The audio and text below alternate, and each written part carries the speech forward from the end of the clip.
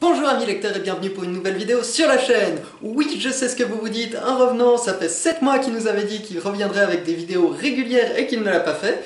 À cela je n'ai absolument aucune excuse en réalité, c'est juste que je suis quelqu'un de particulièrement désordonné. Et pour ceux qui me suivent sur Twitter, là où je suis le plus actif en général, le savent peut-être, j'ai commencé un stage en bibliothèque qui se passe très bien, merci de demander. Et cela m'a également permis de trouver un apprentissage dans le même domaine pour la rentrée 2020. Je vais enfin pouvoir quitter le domaine de la cuisine et m'orienter vers quelque chose qui me plaît réellement, donc on applaudit bien fort avec ses deux mains.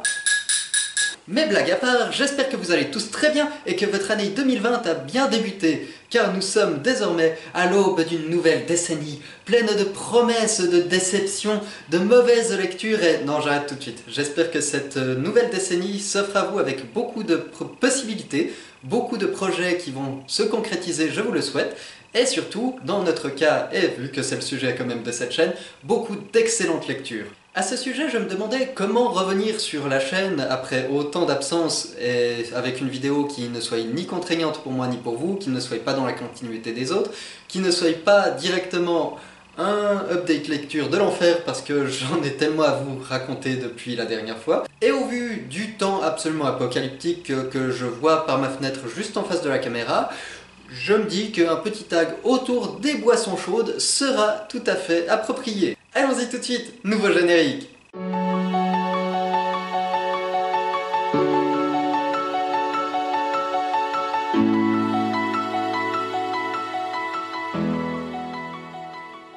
Avant de commencer, pour les trois du fond qui dormiraient et qui ne sauraient par conséquent pas ce qu'est un tag livresque, je tiens à rappeler le concept. On choisit un thème et on crée des questions en lien avec ce thème. Là, en l'occurrence, comme ce sera boisson chaude, il y aura le thé, le café, le chocolat chaud. Et autour de chacune de ces questions, on choisit un livre à présenter en rapport. Ce préambule étant fait, allons-y tout de suite pour la première question. Vous m'excuserez, je me suis pris quelques petites notes sur le téléphone parce que vous comprenez, à 26 ans, il y a Alzheimer qui commence, tout ça, hein, c'est normal. On peut pas me demander de me concentrer entièrement et de me rappeler tout par cœur. Première boisson, le café, avec comme intitulé un livre qui tient éveillé. Pour cette thématique, je voulais vous présenter un auteur que j'aime énormément, mais dont je n'ai jamais parlé sur la chaîne ou sur le blog jusqu'à présent. Il s'agit de Howard Philip Lovecraft, dont la réputation pour la science-fiction un peu glauque n'est plus à refaire.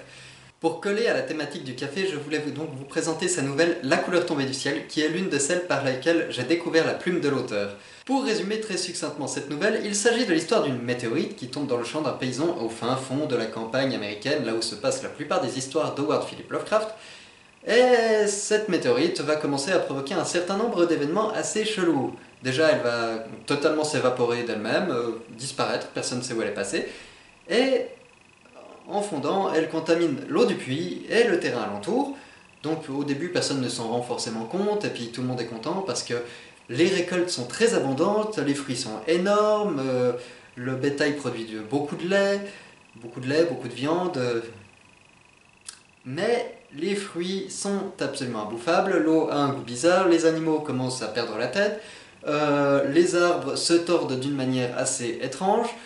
La joie de vivre disparaît totalement de la famille, la mère perd la tête, les enfants souffrent d'apathie, les animaux aussi, et tout commence à luire d'une lumière et d'une couleur que nul ne peut réellement définir puisqu'elle ne vient tout simplement pas de ce monde. L'histoire nous est racontée 30 ans plus tard par quelqu'un qui a connu tous ces événements. Cette histoire colle parfaitement à la thématique café, un livre qui tient éveillé, parce que simplement c'est un de ces univers tellement glauques que vous n'arrivez pas à lâcher avant la dernière page. Vous êtes totalement happé dans le récit, surtout qu'il nous est raconté 30 ans après les faits par un personnage qui se rappelle, et on tremble avec lui des souvenirs atroces qu'il nous décrit. C'est vraiment un livre qui m'a tenu éveillé, et pas seulement pendant la lecture, aussi pendant quelques nuits après, parce que je l'ai lu quand j'étais peut-être un petit peu trop jeune. C'est possible. On enchaîne avec Le Thé Noir ou Darjeeling, avec la thématique un roman so british. Pour cette thématique, je vous propose un petit monument de l'humour bien britannique. Il s'agit de la trilogie en 5 volumes de Douglas Adams, H2G2, le guide du voyageur galactique. Pour vous résumer cette saga de science-fiction, je me contenterai de vous dire bienvenue dans un univers régi par les lois du comique britannique. Un univers dans lequel vous apprendrez qu'une serviette sera votre salut en toutes circonstances, que les robots peuvent être dépressifs, que la deuxième espèce la plus intelligente de l'univers sont les dauphins, que un poisson placé dans votre oreille, ça vous permettra de traduire instantanément toutes les langues de l'univers, et que la grande réponse à la question sur l'univers, la vie et tout le reste, c'est 42. Je conseille d'ailleurs à tous les écoliers d'inscrire 42 comme réponse à toutes les questions auxquelles ils ne savent pas répondre.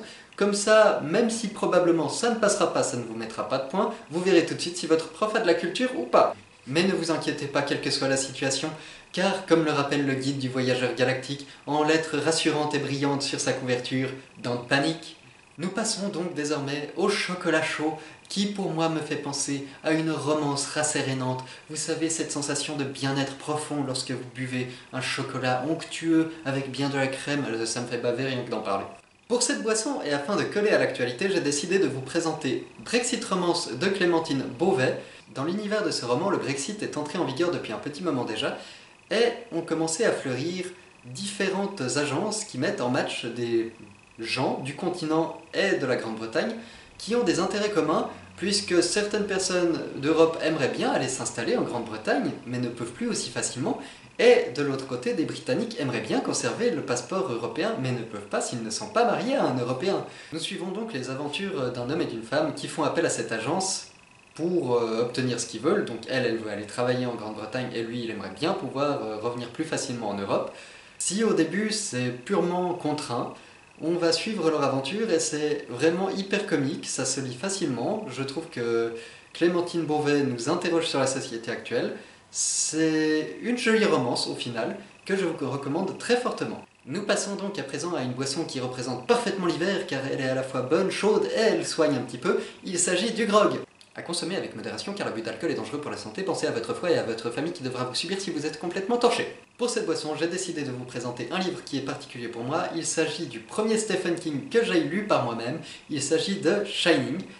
Vraiment, le livre est excellent. Je pense pas avoir besoin de beaucoup présenter l'histoire. Le livre est très bien, le film est mauvais, boycottez-le, ne le regardez pas. Kubrick s'est complètement raté avec cette adaptation. Regardez Dr. Sleep, par contre, qui est très bien et qui arrive à faire le lien. Pour l'histoire, c'est la famille Torrance. Jack, le père, a reçu le boulot d'être concierge dans un hôtel qui est fermé pendant l'hiver au fin fond de la montagne. Le fils, lui, a des dons surnaturels, il peut ressentir les esprits.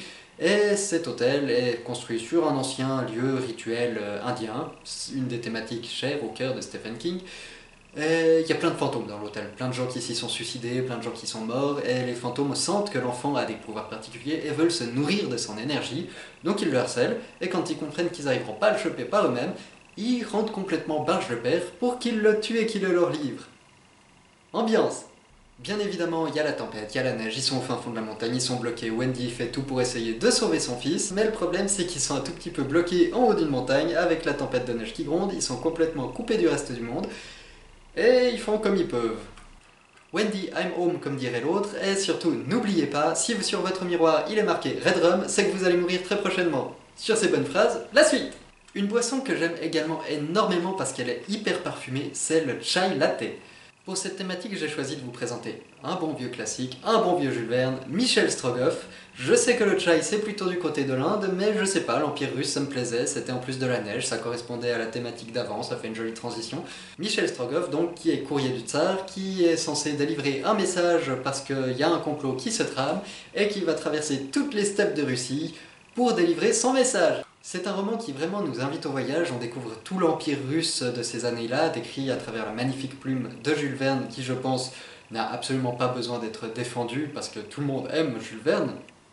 La boisson suivante est un petit peu plus festive, même si Noël est déjà passé.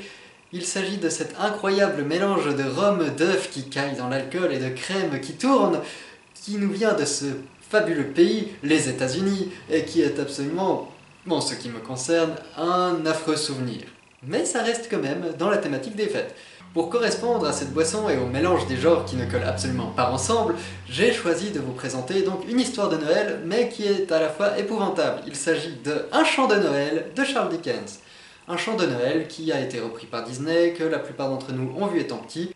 Un chant de Noël, c'est ce fabuleux conte du Londres victorien dans lequel nous suivons les aventures d'Ebenezer Scrooge, un vieux radin qui n'a jamais donné de sous à personne, qui vit tout seul, que personne n'aime, et qui, le soir de Noël, va faire la rencontre des esprits du Noël passé, présent et futur, qui vont lui montrer à quel point sa vie est triste et vide de sens. C'est une histoire de Noël que j'aime particulièrement parce qu'elle tranche avec tout cet esprit de bonheur absolu, tout doit être beau, tout doit être joli, tout doit être lumineux, on doit oublier qu'on a des problèmes tout le reste de l'année.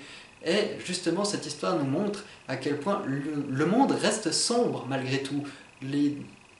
La noirceur qu'on a dans le cœur, elle va pas s'évaporer juste comme ça en claquant des doigts, mais en même temps, la magie de ce conte, c'est de nous montrer que Noël, c'est pas que la noirceur disparaît pendant une nuit, c'est de nous montrer que peut-être ce soir-là, on est capable de faire un choix qui va changer notre vie et nous rendre meilleurs. Pour rester un petit peu dans cette ambiance des fêtes de Noël, même si c'est passé, je vous propose désormais la boisson qu'on boit de préférence sur les marchés pendant cette période.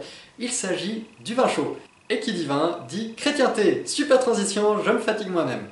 Pourquoi chrétienté? Parce que le livre que je vous propose dans la catégorie un roman enivrant, c'est le premier Amélie Nothomb que j'ai lu de ma vie. Il s'agit de son dernier Soif, où elle revisite en gros les derniers jours de la vie de Jésus et où elle nous apprend que la sensation humaine qui peut nous rapprocher le plus du divin, c'est la sensation qu'on a quand on boit une gorgée d'eau après une intense soif. Vous savez, une de ces soifs qui vous a tiraillé toute la journée, que vous n'avez pas eu le temps de vous arrêter et que vous avez les lèvres complètement gercées, cette première goutte d'eau qui vous donne une sensation de bonheur absolu. Dans ce récit, nous suivons donc les derniers instants de la vie de Jésus, de son procès au palais de Ponce Pilate, qui, comme son nom l'indique, aimait les pierres poreuses et faisait du yoga, pas du tout, jusqu'au chemin de croix et au moment où il décède sur la croix.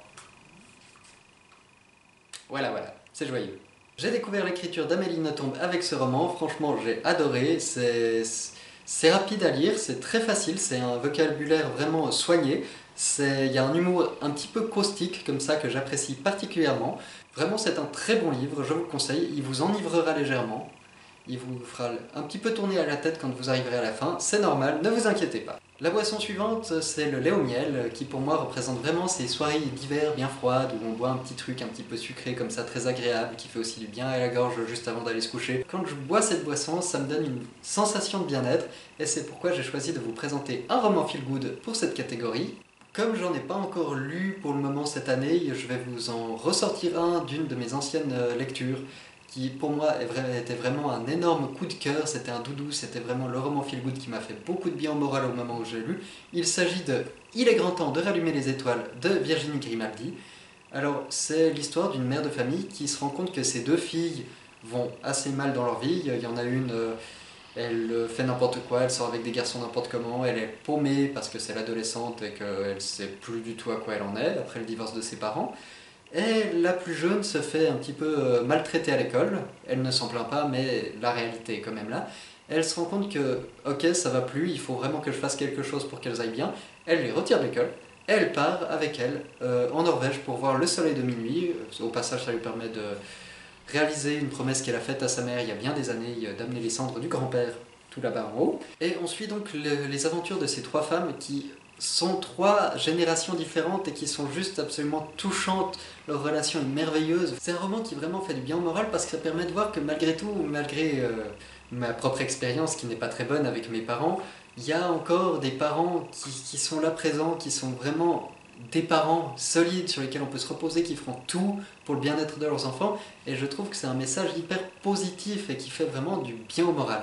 Pour le dernier thème, je reprends aussi une boisson qui fait un petit peu de bien physiquement et puis aussi au moral en hiver, c'est le thé au citron, que j'ai décidé de sous-titrer une boisson qui soigne le moral.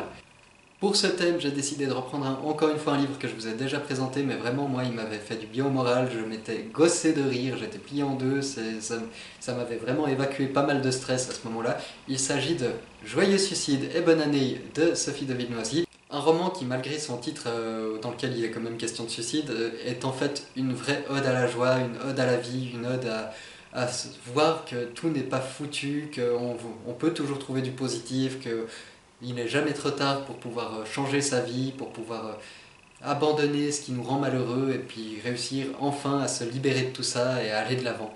C'est un livre que je vous conseille, qui vraiment fait du bien au moral, qui redonne un certain peps, qui est au niveau de l'humour, mais ça fuse à 36 000 à l'heure. Donc lisez-le, ça vous fera du bien, je vous le promets.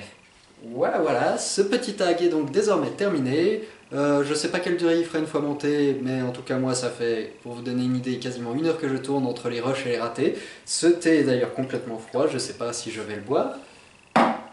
J'espère que ce petit tag et sa thématique vous aura plu, qu'il vous a fait découvrir ou redécouvrir des romans, qu'il vous a donné envie de lire ou redonné envie de lire si vous étiez dans une panne de lecture. Et dans tous les cas, j'espère qu'il vous aura fait plaisir. Pour moi personnellement, c'est un plaisir de vous retrouver. Je ne vais rien promettre du tout pour la prochaine vidéo parce qu'à chaque fois, je me plante sur les délais. Si ce tag vous a plu et que vous avez envie de reprendre sa thématique sur votre chaîne ou sur votre blog, bien sûr, n'hésitez absolument pas. Il vous suffit pour cela de m'envoyer un cachet de 100 000 francs à l'adresse qui s'affiche là en bas. Non, je plaisante, bien sûr que c'est gratuit, bien sûr que c'est de bon cœur. Pour moi, l'important, c'est de pouvoir partager avec vous. Donc n'hésitez pas, reprenez-le, échangez-le, modifiez-le, rajoutez des boissons qui vous plaisent à vous, faites des propositions de livres, de lectures, et n'hésitez pas à me taguer pour que je puisse aussi découvrir vos propositions à vous. Venez me parler en commentaire, dites-moi ce que vous auriez mis.